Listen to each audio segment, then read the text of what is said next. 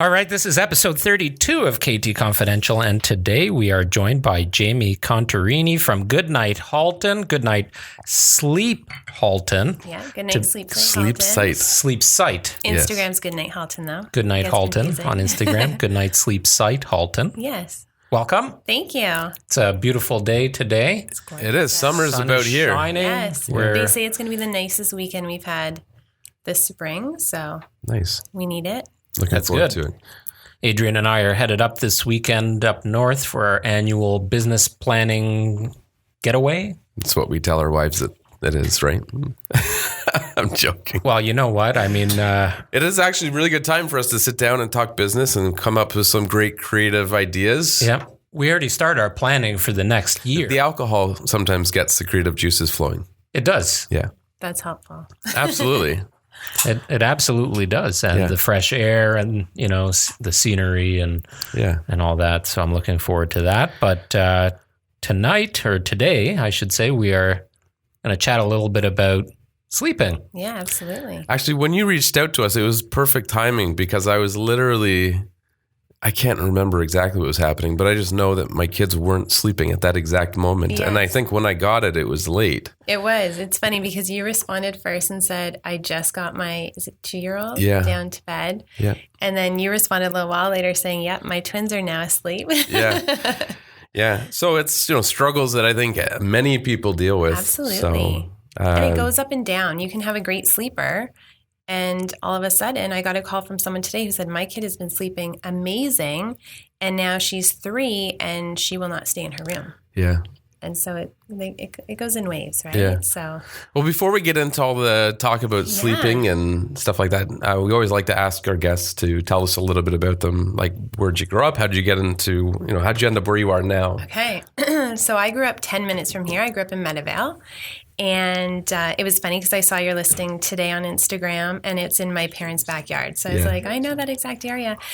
So I grew up in Meadowvale and I lived there. I worked 10 minutes down the road. And when my husband and I started looking for houses, Milton was sort of last on our list. We were looking along the lakeshore line. He worked in Toronto. I worked in Mississauga. And so we really wanted lakeshore line. So we looked in Oakville. We looked in Burlington. And at the time, this was 2004, I think, 2005, the market was crazy. And we got into so many bidding wars and we lost everyone. And then my husband was on the train one day and saw a new builder developing here in Milton and said, hey, like it's 10 minutes from you. Can you just go pick up the information? So I did. And we obviously loved it because we moved in. And we had known a few people who had moved to Milton and very quickly moved back to Mississauga. And so their reasoning was because they didn't live, like they lived in Milton, but they didn't do anything. So they were always going back to visit friends. They were going to do their groceries in Mississauga instead of doing it in Milton, because at the time it was just the Loblaws and the food port. And the good old food port. Yeah, the good old food port and the old Loblaws where the Winners is. That's all we had. And so we said, okay, if we're going to do this, we're going to live here. So the summer that they were building our house, we would go for walks around Mill Pond. We'd go to Jay's Ice Cream. We went, we just really tried to dive in here and we love it. We love that you can pretty much walk or ride your bike anywhere you want to go. And it's not very far to drive across. And so we didn't have kids when we first moved here. And we had our kids, and at the time I was working in Toronto, and I decided that I wasn't going to go back to that job. And so I worked from home for a little bit on my own. And when my son was 9 months, it was almost 7 years ago, actually, I used to nurse him to sleep or rock him to sleep. He was a very easygoing baby, and it worked, and it was no problem.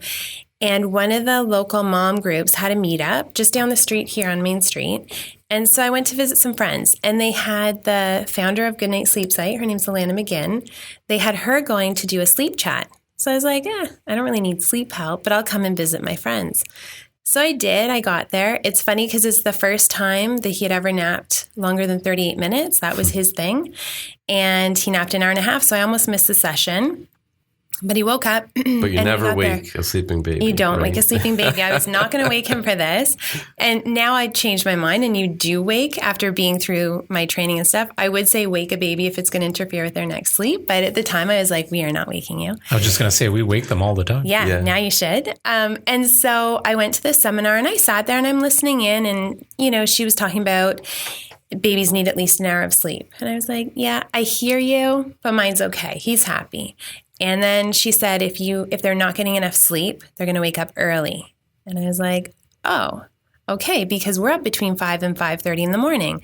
But it was nice out. We'd go for a walk, so it didn't bother me. And so she's like, you know, try to lengthen those naps. She's just giving these tips to all these moms. Lengthen the naps, make bedtime earlier. And in my head, I'm like, okay, well, what I'm doing is working, so I'm not going to change it. And so I went home, and a couple weeks later, he stopped nursing to sleep. And I was like, oh no, what do I do now? Because he would cry in my arms because he was tired. He would cry in the crib. So I didn't know what to do. And so I reached out to Alana and I said, okay, I think I need some help. So we worked together and I got him sleeping. Within 3 nights, he was sleeping through the night. His naps extended. His naps took longer. They extended to about an hour and a half for each of his naps. And then I was hooked. And I just wanted to do this. And so it was about a year later, I tried really hard to meet her for coffee. I kept messaging. I'm like, hey, you know, I'll be in your neighborhood. Let's go for coffee. I wanted to do the certification. I wanted to become a sleep consultant, but I really wanted to work with her. I loved her approach to it all. And I just loved the setup of it all. And at the time, it was just this one woman show. And so she reached out to me about a year later and said, okay, listen, I need to grow. Like, it is so busy and you seem interested. And I was like, yes, this is what I've been waiting for. So this September is actually 6 years since I started my certification. I was her first hire. And now we're up to 24 consultants across Canada and the US. Nice. So it's pretty amazing. That's great. And I was telling you earlier, what it allowed me to do, I wanted to be home with my kids. Some parents are ready to go back to work. Some moms are ready to go back to work, no problem. I really wanted to be home. And so I was able to do this with them at home. At first, I had my first son and he would nap 2 hours in the afternoon. So the nice thing with having a predictable schedule is I could book all my calls during that time. And then he was going to bed early, so I could do calls in the afternoon. And so I've been able to keep them home with me and build this business over the last 6 years. So that's great. It sounds like you're doing well and enjoying it. Yes, I love it. I absolutely love it. So we have, obviously, and doing a lot of business in Milton, the demographic is right up your alley. Yes. With young families and with young children. So we've run into some struggles with our business where while we're selling houses, it's a huge inconvenience, can be. True. You know, with people coming in at all hours to view the house. So people with kids that have nap times or, you know, strict regimented bedtime routines. Exactly. They get very interrupted. Yep. And then, of course, the process of the actual move, which we talked about earlier, where how do you transition them from one house to the other without messing their routine too much? Yeah. It's funny that you mentioned that because I get a lot of messages from people who are selling their homes after we've sleep trained, and they'll say to me, oh my gosh, what do I do? Like, we have an open house or we have showings at 5 or 6 and my baby goes to bed at 6:30. How do we do this? So I always tell families there's this 80-20 rule. 80% of the time you protect their bedtime, naps, and sleep environment. 20% of the time you're going to be off track. You have to sell the house. You have to do the showings. You have to do the open house. So in some situations, I'll say, you know what, grab a playpen and go to someone else's house. Go to a friend, a parent, family, whoever you have in the neighborhood, and let your baby try to nap there. If they don't nap, they can go to bed early that night. On the nights of showings, you can't do anything about it. Do your bedtime routine before you have to get out of the house. Sorry. And then as soon as you get back, you can get them into bed, right? Really quick wind down routine and get them into bed. Yeah. Well, that'll come in very handy with our clients. We've got a clip of this. We'll record it and email it to them. But because if you're declining appointments, it could be detrimental to the sale of your home. Absolutely. Right? Which is pretty significant because you never know who the ultimate buyer is going to be. True. So you want to get as many people through as you can. You don't like my suggestion of just taking a vacation? I think that's a great idea too. That is a great idea. But if it takes a month to sell your house, that's quite the vacation. I'll tell you guys, when we were searching for our houses, we were in Oakville and we went into this one house. And so we knocked on the door and this young guy answered the door. in high school, I'd say. And he kept apologizing. He's like, I'm so sorry. And we're like, no, it's fine. Like, you can be here. We're just going to look around. And so my husband, myself, and the agent are looking around. We look around the main floor. No one's there. Basement. We get upstairs, and the guy was in his room doing his homework. He's like, you can look in my closet. Like, look all around. No problem. We do. And then my husband and the agent were talking about something in the hallway. And I went into a room, and I opened the door and turned on the light. And there was a couple sleeping in bed. Don't do that. Don't have your kids sleeping and have them go in. And I mean, that's when the kid came back, and he's like, I'm sorry. They're really tired. And I was like, okay.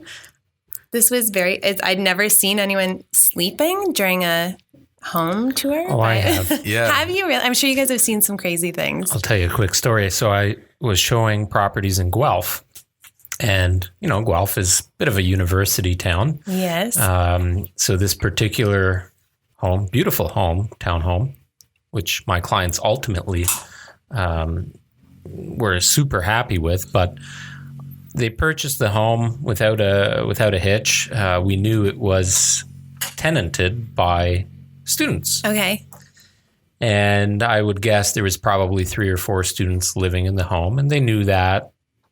It was dirty. There was junk everywhere, whatever. They were able to see past that.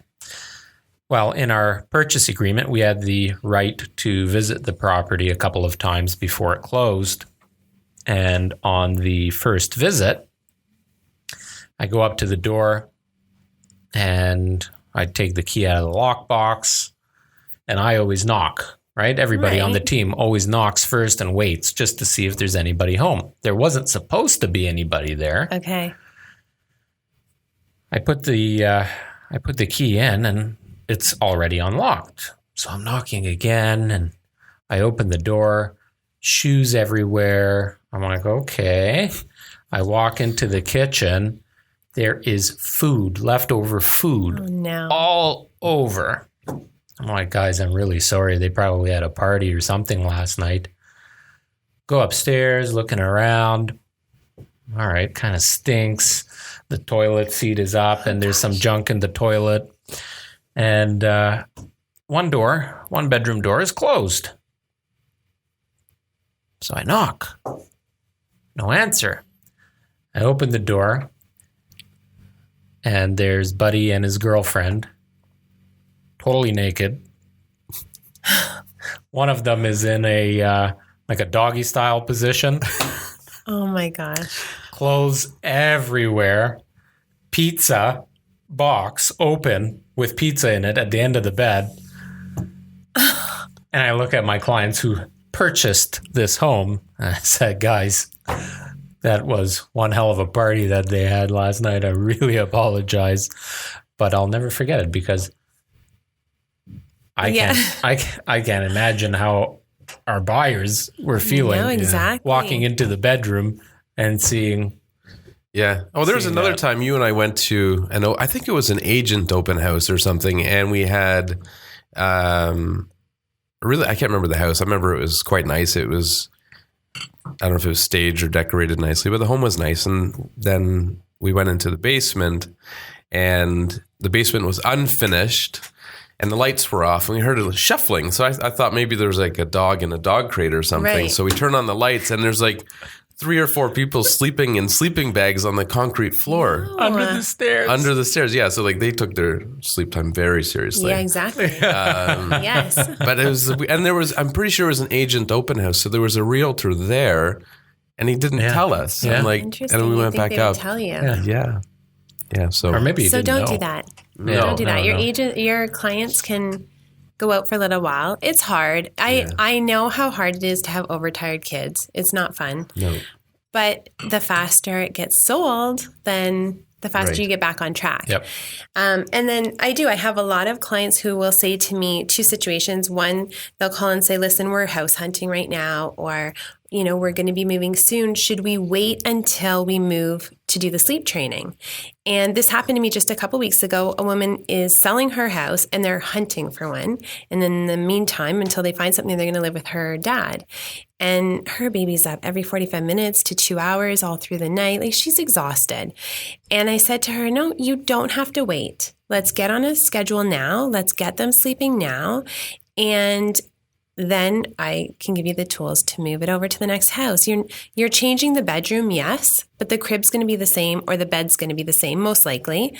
You're going to take their stuffed animals and that kind of thing. So unless it was a situation where they were having, if she had just put the house up and they were having open houses and everything all weekend, I might say hold off a week. But so I did. I actually jotted down a couple notes because I don't like to forget anything. So my one tip when you're moving is take your kids' favorite things. Do your kids have like stuffed animals that they like to sleep with?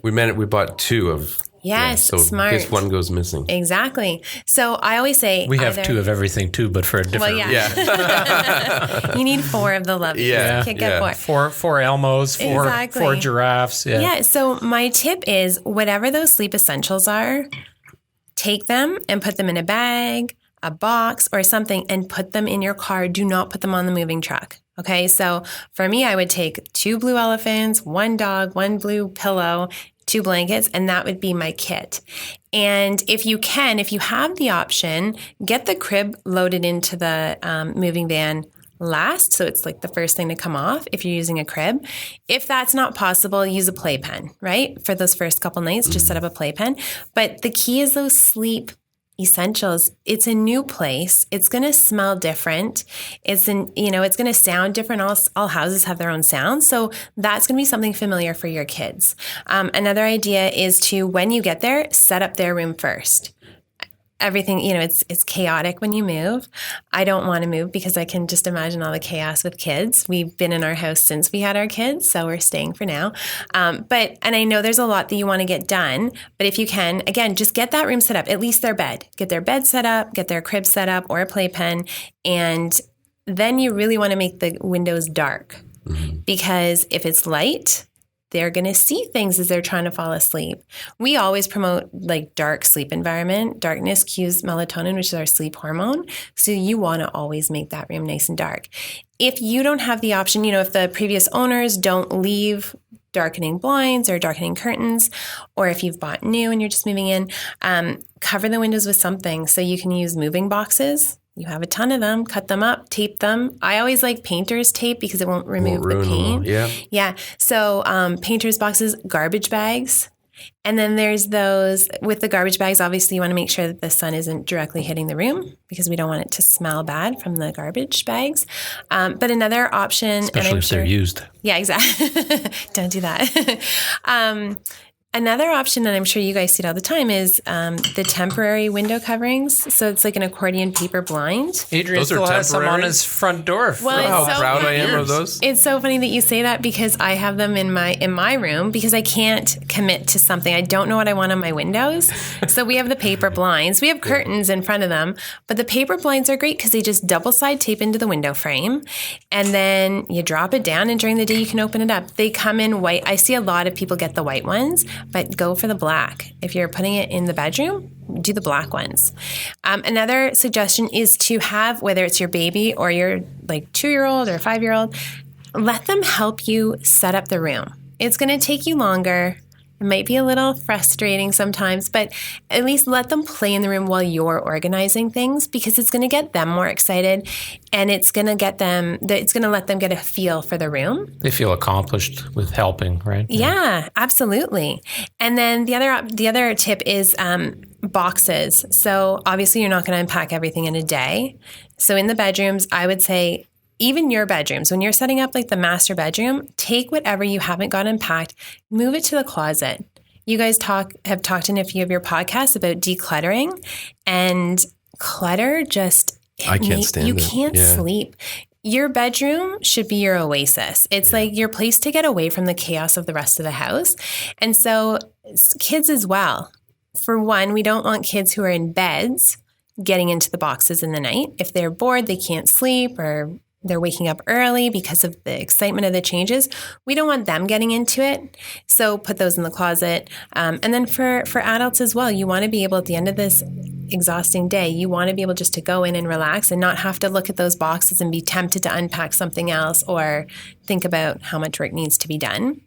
So hide those away. And then my last tip for kids is be really consistent in how you respond. So some, depending on the age, they might cry. And if you have a baby who can fall asleep on their own, who has been a great sleeper at home, then if they're in the crib and they're crying and you want to go in the first night and say, it's okay, this is our new house, you're safe here, do it. With older kids as well, they might be a little bit tempted to come out and ask questions about why did I just hear this sound, whatever. You can comfort them the first night or two, but after that, really try to set your boundaries again and get back on track. Because if you start all of a sudden laying with them, which you never did before, you don't need to because you moved. Okay. A lot of parents will feel like we've just made this big change and they don't understand it. So we feel guilty sometimes. So then we start to lay with them. That's going to become the new norm. They're going to be like, this is amazing. And they're going to keep wanting that. So just really set your boundaries and just say, you can absolutely reassure them, but you don't have to change what you're doing. So just really kind of get back on track as soon as you can. And they're going to adjust well. The one thing I think we're very cognizant of and that we comment to our sellers often, and I know I always make a point of it because it's difficult. We've been chatting kind of about that. It's difficult to sell a home when you have children. But what we pay a little bit of attention to is that we leave the kids' rooms more or less the same. Like we don't do full-blown staging in the kids' rooms. We don't really change much up. Maybe there's some decluttering happening and some tidying up or whatever. But for the most part, we're not asking them to paint the room or remove their favorite things from the walls and things like that. Why are you? I disagree, but that's okay. Why do you disagree? Well, I don't think we treat those rooms any different, in my opinion. When was the last time we brought furniture or something into a kid's room? If they needed it, we may bring a chair or something. But I would say for the most part, a lot of the staging furniture is not conducive to suiting a nursery. Right. So for the most part, we're not asking for much to change. No, but if we felt that where their crib was made the room feel small because it was blocking the doorway, we would still recommend moving it. Yes. Yeah. We usually get more pushback though with doing anything in those rooms for sure. Right. Like people are hesitant to. Oh, there's one house we have listed for sale now. It's sold conditionally, where we recommended they remove their kids' names from the wall, just in the process of depersonalizing, and they didn't want to. Okay. So there's I don't know if it's more sentimental or what it is, but there's something about children's rooms, whether it's an infant, a toddler, or an older child. So my tip, and I'm not a certified sleep consultant by any means, but my tip is if you are planning on selling, I think you should, and you have kids with stuff like that, is go. Keep going. Am I being too animated for you? No. Whenever am I interrupting you? Whenever you cut me off, I get a smirk from Cam. Cam, just do your job. So my tip is if you are moving, you've got kids, or you're planning on making a move, start making those changes well in advance so the kids can adjust for that period. So, if we do the staging consultation 3-4 months before the actual property is going for sale, that gives time to slowly make those adjustments for things like that. So, well, and get the kids involved in it too. Right. I mean, you can't do it with babies, but if you have a toddler, I remember when I was young, whenever my bed moved, I thought it was the coolest thing ever. Right? So if you get your kids involved in the process of changing the room up, I think that it will be fine. Yeah. What do you find, not necessarily real estate related, but what do you find to be one of the biggest struggles? Like, is it people, like, is it co-sleeping stuff, or is it people feeling bad when their kids are crying and they feel the need to go in and soothe them? Or I think so. We start sleep training from 4 months. Okay. And a lot of babies go through a sleep regression. Someone just tagged me in a post yesterday, and their baby's 3 months and just starting it. And so those first 4 months are exhausting. And so a lot of parents want to get started then, right? Like they're just like exhausted and their babies don't know how to fall asleep on their own. I mean, for the first 4 months, you have to help your baby. some need more help than others. And so you're nursing to sleep, you're giving the bottle to sleep, you're rocking. And so then some people co-sleep, some people co-sleep reactively. Like some people will come to me and say, I never wanted to co-sleep, but it was the only way I could survive. And so Literally. So that's when they want to break those habits because they're just tired. A lot of times when babies start moving, so when they're starting to crawl, parents don't feel safe, right? If they're not in their crib, they don't feel as safe, so they want to get them in there. I find that when you ask about feeling guilty about letting their kids cry, that's a big one. And the internet is fantastic, and there are so many supportive groups that I'm part of, but there's also a lot of contradicting information and a lot of opinions that make families feel even worse. So I say to families, if you've committed to this, this is you. And I spoke with a woman yesterday who has a lot of issues just with her immediate family, her husband's family, who, isn't necessarily as supportive. And so I said, but it's you guys. And my suggestion is once you decide to do this, don't talk about it. Until you're happy with how things are going, just don't talk about it. So a huge part of what we do is the support. Like I'm there, moms and dads can, just rant, right? Things that they're going through, things that they're unsure about, they can ask. But I mean, we have, we have kids from 4 months until I just finished with a 7-year-old. Wow. And so in that situation, he was going into the parents' room in the middle of the night and sleeping there for the rest of the day. And so when you have one child, it's not as hard sometimes because you get into that survival mode and it's one child who comes into your bed. And so you just kind of go with it.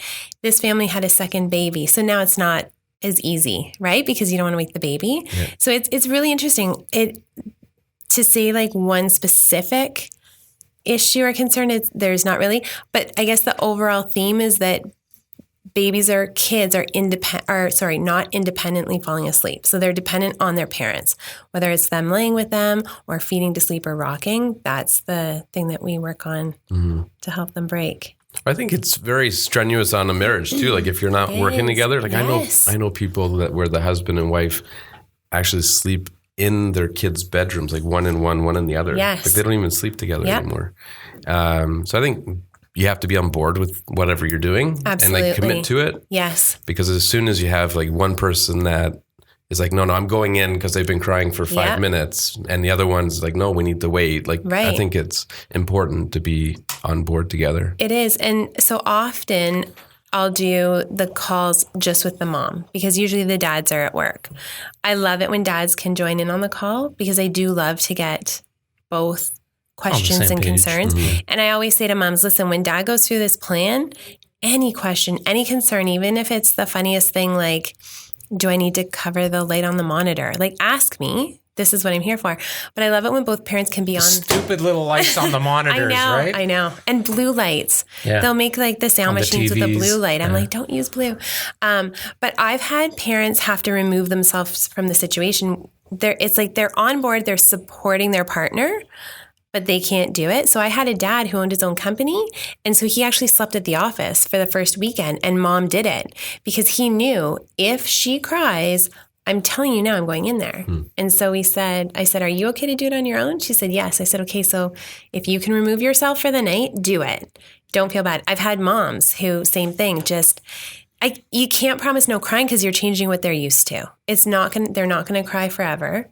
And we really try to minimize the crying. And so, moms will go out for the evening, just go to the movies, go for a walk, just something, just kind of remove yourself if you're not on the same page.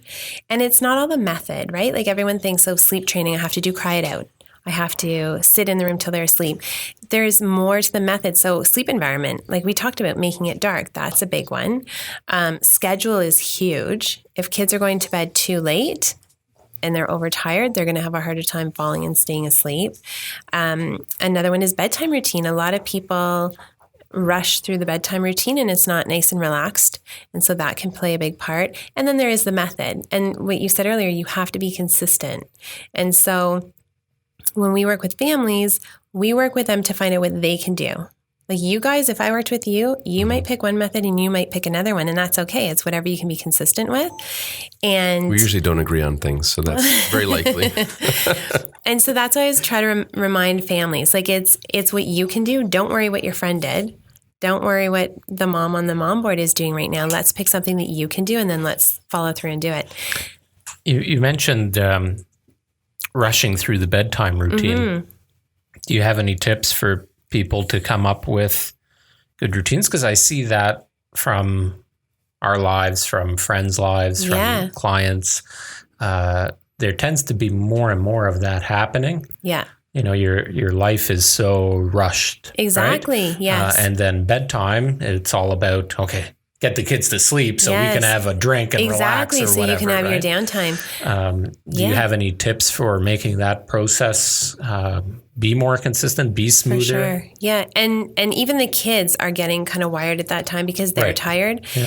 And so my biggest tip is put your phones to the side. My husband and I have a rule that our phones stay on the fireplace while we do bedtime routine.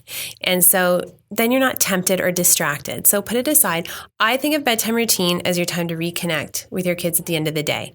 And it's amazing. You can start it right from when you bring them home from the hospital, or 6 weeks. By 6 weeks, you want to have some sort of little routine. But it doesn't have to be elaborate, just nice and calm and relaxed. So I go up and I close all the curtains upstairs because, again, darkness cues melatonin. And the sun is still out when our kids are going to bed. So we need to start to trick their brains into That's a tough thing this time of year. Especially now. Yeah. Yes. And then it rises so early. So it's telling if people have early rising, make sure your room is dark. It's one part of the puzzle. The other is try an earlier bedtime. So bedtime routine, you want to go up, you want to brush your teeth. You want to have them go to the bathroom, depending on their age, get their diapers on, their PJs, and then sit and read a book or tell a story. It's really fun as they get older because when my son was about 3 or 4, we always read a book or two. And, but then as he got a little bit older, we'd say, okay, give us the criteria. And he loved to say that word. So he'd be like, the criteria tonight is, and he would tell us like what the story was going to be about. And then we'd tell a story. So if you don't feel like reading The Hungry Caterpillar for the 7th night in a row, say, how about we make up our own story? What animal could it be? Llama, red pajama. Have you heard the singing version of that? Oh, God. No, I haven't, and I don't want to. I've got the Wiggles on a permanent repeat. But if you do, so just nice and calm, about 20 minutes, 30 minutes, you do the things you need to do, brushing their teeth, and then just sit and read with them, something quiet. As they get even older, my son is 7. This year we started to do like a quiet board game. So Battleship or Sorry. And it's just, again, that time to reconnect and just kind of chat about things. And then if you're still doing bottles or nursing, you're going to do that still as part of your bedtime routine and then get them into bed. You don't have to do a bath every night. So some families feel like that has to be part of the routine. It doesn't. Even if you do a bath every night for a month and then you're rushed or your baby's more tired, you can skip it because everything after is still the same. You're doing a diaper, you're doing pajamas. It's going to be the same. So just, take those 20, 30 minutes and relax a bit. I have a quick tip for some people. Actually, I would say a fair amount of our clients have California shutters or the wood blinds in their kids' rooms without any other darkening mechanisms. Right. And shutters and the wood blinds are probably the worst for allowing light in because there's all those little cracks and crannies that the light will filter through, especially like you said, Adrian, at this time of year. Sun's staying out or the light, it's still light out till 9 o'clock at night and getting bright out at, 5:30 in the morning. And it's going to get earlier. Yeah. So we had that problem because we have California shutters throughout. And I noticed that it was too bright. And Natalie said, okay, we got to make it darker. And I searched pretty well everywhere. And I landed on the Leveler. Yep. Okay. They sell them at Lowe's. That's where I bought them. And you can get them custom cut. So they're one size, but then they cut it to size. Okay. And they are basically accordion style. Yes. Room darkening shades. Okay. And this particular ones by Levelor, they fit right behind the shutter. Perfect. Between the shutter and the glass? Between the shutter and the glass. Nice. And they're not paper? Or are they like a fabric, I think. They're like a very thin fabric, and then inside, so it's that accordion style, right? And in the weave of it, there's like a foil kind of darkening material. I need to look these up. So they actually look okay. We got the white ones to match all the trim and everything. Right. And then because of that room darkening, whatever it is in between each cell, when you close it and then you close the shutters, it's absolutely pitch dark. And it gives you that flexibility. So these ones don't have any strings, cords, or anything to pull at. They're that self-rising and self-pulling mechanism. And I think... so their window is probably 5.5 feet long by 3 feet high, and 3 separate windows. So I think to do the whole thing was maybe $120, $130. That's really good for to those. know. So they're awesome. Yeah. And for people with shutters, I'm actually considering installing it in our master bedroom as well. Yeah. Because I was up again this morning before I would have woken because of the light coming through. So that's really helpful, because I actually spoke to a mom yesterday who has the California shutters, and she doesn't I always suggest the paper blinds. I'm like, get those paper blinds. They fit right between the California shutter and the glass, and do that. But she doesn't like the look of the black ones. And so that's really helpful. Yeah. And these ones, really I believe you can actually customize to get in different color if you do a custom order. Yeah. But they stock them in the white and a couple of different colors. So they're at Lowe's. They'll cut them on site. You just have to bring the measurements. They're great product. We have the same size window for my one son's room, and if you guys could see it, it's awful. He likes it really dark, and so I have the paper blinds. And then my mom custom made, because it's such a big window, she custom made this blackout. It's just blackout material, but she had to sew it together to be big enough to be solid for him. And then we have another dark sheet that comes down. He loves it dark. Crazy, but this is a really good alternative, because we have to open all these layers, and then he gets the sun. We had tried the wood blind. No, we didn't. We tried faux wood blinds, and they melted because of the way the sun hits. So we need something. So that sounds like with that little bit of foil type thing, it's going to help to keep it cool. So that's really helpful. That's good idea. The only downside after we installed it, I guess because of the change of temperature and because they work so well, it was holding the heat between the actual shade and the window.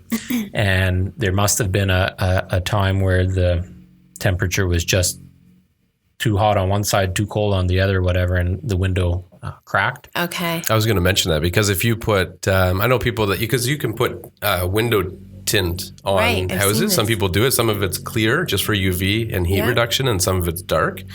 And if you put the dark stuff on, especially cheaper windows like builder grade stuff, it absorbs so much heat it will crack the windows. Heat retention will. Yeah, actually, I had in my living room we had this big puffy dark brown pillow on my couch, and it somehow got Did wedged. You get rid of that pillow? No. Oh, you still have it? Yeah. It somehow got wedged between the couch and the window. Right. And the heat, just because of the pillow being against the window, cracked it. No way. So, you got to watch it. So the white one is probably better because it would reflect a lot of that heat. Yeah. Yeah, because they used to sell black, like a black sheet. Yeah. You could just stick to the window. Yeah. And that's the feedback I heard was none of my clients used it, but reading online was that it could crack. So. Okay, Jamie, we need to get to an important topic. Yes.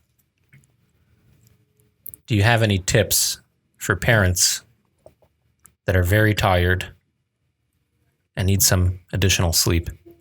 Would your tips be the same for mom and dad as it is for the kids. Get off your phone. Room. Yes, phones are killing everybody. So listen, let's ask the sleep consultant. Well, I'm just stating the obvious. Yep. So you definitely want to try to get off your technology. I mean, 90 minutes would be fantastic, but I know it's not realistic a lot of times. So even an hour, even 30 minutes, I'll take it. Well, what do you think of the nighttime mode?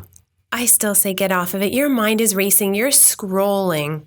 And your brain is just, it's on, right? I'm so bad for that. It is. It's hard. So one thing that we suggest is create a docking station in your kitchen and put your phones on charge. But it's my alarm clock.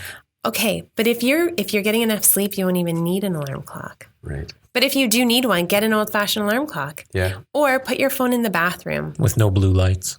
Right. Put your phone in the bathroom so that it'll go off. Then you have to get out of bed to turn it off instead of hitting snooze. I've done that before, actually. It made a big difference. There's one point where I was so tired, I was hitting snooze and I didn't even realize it. Okay. And I still don't know if in fact I was, but I decided something has to change. So I moved my phone to my dresser. Yes. And all of a sudden it just, now you get up. I was getting up. Yeah. Yeah, it made a big I've done difference.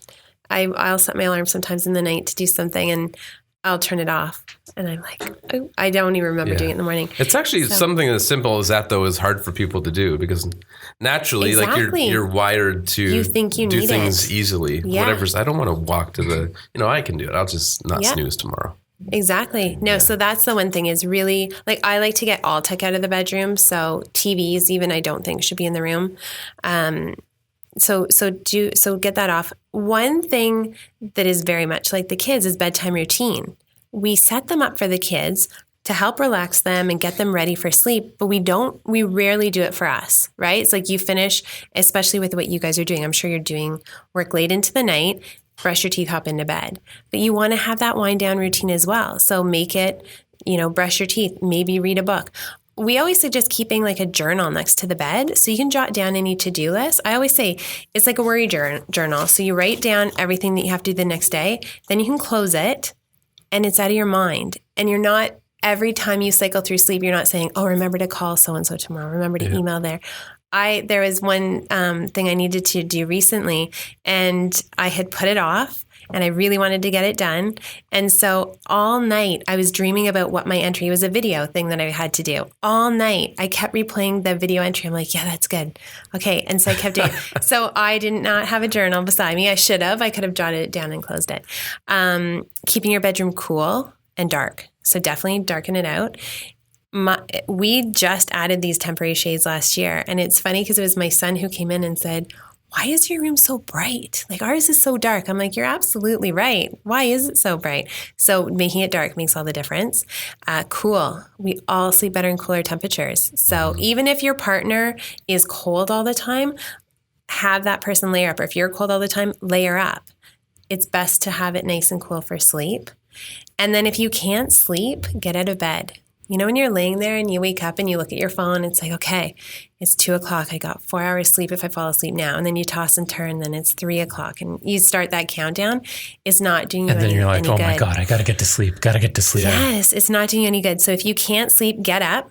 And if this is something that happens all the time, plan for it in advance and have a book or something, not the phone, not the tablet, not the computer. Have it set up for you. Some people will do coloring. I got my mom a coloring book, like one of these adult coloring books, because she would wake in the night and not be able to fall back to sleep. So she'd go on the computer and she'd be responding to my sisters and I. So now she goes to, you don't want a bright light either. You want just like a warm light, read for 10 or 20 minutes, and then go back to sleep. It resets your body. I like the journal idea because the other night I was laying in bed and for about 10 minutes, I'd say over the course of 10 minutes, there was 5 times where I would just lift my head, face my phone and say, hey, Siri, remind me tomorrow morning to call so-and-so. Oh, it's recorded. So I was call so-so. So I was. But if I had have taken 5 minutes to write that stuff down, I would have probably had a better start to my sleep. Exactly. Yeah. And it doesn't help my wife either. No, exactly. Yeah, exactly. Every time you're calling it, just as she's falling asleep. Got my personal assistant in my room. Yeah. Yeah, so those are my top tips. I have an article I can send you. You can read through as well. Alcohol probably doesn't help. Even just a glass of wine, I imagine. It doesn't help. A lot of people think that it'll Depends help you how much fall you drink, asleep. Adrian. Yeah, it helps you. I mean, a lot of people feel like it helps you fall asleep, but it doesn't help you stay asleep. Right. And it can really fragment your sleep. Same with coffee. You know, they say not to have it. I was listening to something the other day that you want to try to have it at least 8, if not 12 hours. You want to have your last cup before you go to bed because it stays in your system. Yeah, I read no caffeine after 2, something like that. Yeah. That's my policy as well. Is it? That's good. I'm bad for that. If I have a Coca-Cola or a coffee or something past 2:00, you notice the difference. I cannot go to sleep for quite some time. So I feel like reading really helps though, because I notice the difference working. If I'm on the computer and then I go to bed, I fall asleep, but my mind's racing. Like I feel like all my thoughts will be really fast. But if I read, then it's just more peaceful, right? Some people do meditation too, and you can do apps. And now with things like Alexa and Google, you don't actually need your phone right beside you. But if you don't have those things, you can use Headspace. Like there's a whole bunch of them. But again, put it on your dresser because it'll turn off when you're done. Yeah. And it's nice just to kind of lay there and it walks you through, like you can do like a body scan and it gets you to relax all your muscles. I don't usually make it through the whole thing. And it's pretty relaxing as well. Yeah. Have either of you tried the Calm app? No, I see ads for it all the time. I think it's just like a noisemaker, isn't it? Like it just listen to sounds. You've got some storytelling. You can pick what it is, but I'll have to look this up. So I tried the trial, and I couldn't stick with it. No? The narration. So it's storytelling for you, but in those dark, deep voices or whatever. And there's this one guy that does a number of them, and he was just annoying me. Okay, yeah, then you can't keep with that. and I grabbed the phone finally, and I'm like, shut up. Right, so needless to say, I didn't. Do you nap? When I can. It doesn't happen often. Yeah. So if I used to, especially before the kids. I remember that. Yeah. Before the kids. I've never napped. No? No. I was a napper. Really? Yeah. So before the kids, the nature of our job. So from 2011 to 2016, I would say. So for a good 5-6 years, and maybe even a little bit before that on days off in my previous careers, you get that mid-afternoon sluggishness. Yeah. And I am a night owl. I've always stayed up late. I like to stay up late. Right. I often work late, and we can be up working at 6:00 in the morning on pretty regular basis. For sure, by 7 we're working. There's many days where I'm working at 5:00 in the morning. So if you take 6:00 and then you're working until some nights 11, 10, 11, midnight, because we do deals up until that time of night with no rest in between. It's going to catch up to you. That makes for a very long day. And I find that, and not long, I make sure it's a 30-minute or a 45-minute nap. Good. And I'm very regimented with that, because if I nap too long, I've gone into too deep of a sleep and I'm groggy and tired. Right? Yep. Absolutely. So half an hour to 45 minutes. 45 minutes is a good nap for me.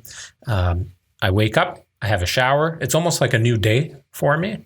Have a snack, have a couple glasses of water, and I'm revived, ready to go. And in 2017, actually, I'll say, so when our kids were just born and before they were born, so because they were born in mid-year.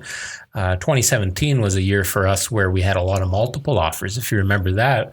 And we were presenting them in person on a regular basis. Right. You weren't emailing the offer. You were going to the house, battling against 8 or 9 people. Other offers, sitting in the car and doing all that. So if I knew I'm presenting an offer that night, damn sure I was taking a nap. I was revitalizing my body, my brain, because I wanted to be on the ball for that. And if I didn't, I probably wouldn't have won some of the deals I won just from being sharp and the other people not being as sharp. So, but now there's just no fucking time to nap, right? Like, when do you squeeze in a nap? Well, we could have nap time here. We could part. You could totally do that. No word of a lie. I was here a couple of weeks ago on a Saturday, and Saturdays here are great because nobody else is really here. And if it is, somebody's coming in and out. And I had a light lunch, but I was just exhausted. So I laid on the floor and I took a half an hour nap. It felt great. Or you could do it at an open house. Chris walked into an open house with I think he was with his son, and the realtor hosting the open house was taking a nap on the couch. No way. Yeah. 20 minutes is good. Like 20 to 30 minutes is good for a nap. And if you are a coffee drinker, it sounds cheesy to say, but they call it like a nappuccino. So if you have your coffee and then you nap for half an hour, you'll feel the effects of the caffeine like when you wake up. As it kicks takes in. half an hour. Yeah. And, but yeah, 20 minutes is good. I've been a napper my entire life. Like whenever I can get a little nap in, I do it, even if it's 10 or 20 minutes. And last year I had a doctor say to me, I think you need to stop. And I should know this. Like I know that if it's affecting your night's sleep, you should stop. But I was sleeping soundly at night, or so I thought I was. But his argument was I wasn't getting into my deep sleep. So I cut naps completely. And I definitely sleep deeper now. So if you're going to do it 20, 30 minutes, 45 you find is good. I wouldn't go longer than that. The other tip is if you're exhausted, if you guys come off a week where you have these crazy long nights and early mornings, the more sleep you can get before midnight is the better. Even with kids, that's why I love an early bedtime, because the most restorative sleep of the day happens between 5 p.m. and midnight. And so if you're tired, try going to bed half an hour earlier for at least a week. Whenever you can do it, just try doing that. Instead of sleeping in later, it's more beneficial to go to bed earlier. I have one last question for you, for myself anyways. Yeah. What time do you think is a good time for kids to be going to bed? Okay, good question. So somewhere between... just opened up. Well, because the reason I bring it up is because you're saying as adults, get as much sleep as you can before midnight. Yes. If my wife and I want to spend any time together, it's hard to do that because the kids... Go to bed late. We put them to bed around 8. Okay. And what do you mean by put them to bed? So our bedtime routine Are is they sleeping at 8? No, like they're in their bed. They're in bed, maybe reading them a book around 8 o'clock. Okay. Sometimes we're not done that until 8:30, 8:45. Okay. But, before you know it, you're done with them. You leave the room. It's close to 9 o'clock, and you should really be going to bed yourself soon. Okay. So and our kids. We start that process at about 7:30, 7:45 to go up, bath time, reading books, getting dressed and all that. And 9 o'clock, they're lights out in the bed, and then they fall asleep pretty shortly after. So it's pretty late too. On a side note, the best thing I love when I see in movies where they put their kids to bed and tuck them in, give them a kiss, close the door and walk away. Good night. Just like That's that. what you can do. You can do that. Really? Okay. Yes. Well, let's get back to the timing. My clients all do that. Okay, so if it's working for you, don't change it. I don't want you to call me next week and be like, we moved bedtime earlier and now they're up all night long. You screwed us. Yeah, exactly. I don't suggest a bedtime. The oldest is 5. Yours are 2 and yours is 5. I don't suggest later than 7 o'clock in bed, lights out, if you can do it. Obviously, if with work, you can't always do the earlier bedtime. But really, kids need like 11 or 12 hours of sleep at night. And so unless they're sleeping in till 9, I'm not sure. Maybe they are, but... Ours are waking up 7:30. Okay. So they'll get 10 and a half to 11 hours. Yeah, they get about on average, I would say over 2-hour nap. Okay, from that's 12:20-ish to about 2:30-ish, 2:45. So you could, if you wanted to, bring bedtime earlier. Like I mean 7:30 at the latest. I would say 7. Your 5-year-old doesn't nap. She's in school. Correct. Okay, yeah. So, 7 o'clock. Are McKenna and Tessa on the same schedules aside from McKenna's nap? Yeah. It'd be too hard to do it separately at this. Does McKenna nap? She's in bed. Yeah, sometimes that's okay. She hangs out. We sometimes just call it quiet time. Like put her in the bed and do what you want. I do the same thing at that age. Once my kids hit 2, I'm like, it's quiet time. Yeah. You can play with your stuffed animals. You can sing. Mommy's going to sleep. Yeah. I would work. Well, we do quiet time for Tessa too. Like if she's good. home, like not during the week. Yeah. We'll put her in her room for a couple hours. She needs it. We all need that break, especially like kindergarten's exhausting. Yeah. I think it's healthy for her because she gets creative. She plays with her toys, and you walk in there, she's like full on conversation with her dolls. And it's whatever. so good for the imagination. Yeah. So really, you could bump it earlier. Some families will say to me, "Okay, I'm doing like a 9 o'clock bedtime, so I'll just start going 15 minutes earlier." I don't think you even need to do that. I think you can just make the jump. They don't know the time. You might get pushback on, but it's sunny out. Yeah. It's still bright. But you can just say, well, that's why I'd make it dark. And I just say the sun is confused and it's bedtime and that's what it is. So. Oh, I know it. For us, it would work 100% because if I'm at home by myself and Alicia's out for the night with girls or whatever, I'll have them in bed by 7:30. Daddy sitting 101, eh? Yeah, put them to bed and it works well. Yeah, because they're ready. What happens is they get into the second wind. Yeah. And then they're wired. So some families will come to me and say like, there's no way my kid is going to bed before 10 p.m. And I get it based on what they're seeing. But I say that's because a lot of people think when a child is tired or overtired, they're going to fall asleep eating their dinner. And it's so often the opposite. They get this second wind and they're just ready to keep going. So you want to catch them before that. Yeah. So you can, you and Alicia can experiment and then let me know how that works. Okay. Right. If people didn't listen to the first half of that conversation, the whole conversation, then your one comment may come across odd. And on that note, that's a lot of information for anybody listening. Thank you for very helpful. Sharing Thanks for having your me. Wealth of knowledge. No worries. So if people want to get in touch with you, how do they do that? So on Instagram, it's at Goodnight Halton. On Facebook, I'm GoodnightSleepSite Halton. It's a long name, but GoodnightSleepSite Halton. And most Sunday nights, I do a free Facebook clinic from 9 till 10. So people can 8 till 9. People can come on and post their questions and I answer them throughout 8 to 9 p.m.? Yeah, 8 till 9 p.m. Hopefully their kids are sleeping by then, Exactly. Right? Sometimes they're not. So some will like write it up beforehand and then they post it and go do the bedtime routine. So that's okay. I'm there. And then they can always just send me a message. We can set up a free 15-minute consultation, talk about what's going on. I try to write a lot of blogs and articles based on the questions I'm getting from the moms and dads that I meet. So often I just send off some information and some of that is enough for them to get things going. But yeah, they can reach out to me. Cool. Awesome. That's good. Thank you for being with us today. Thank you. This is a lot of fun. Great. It's a wrap.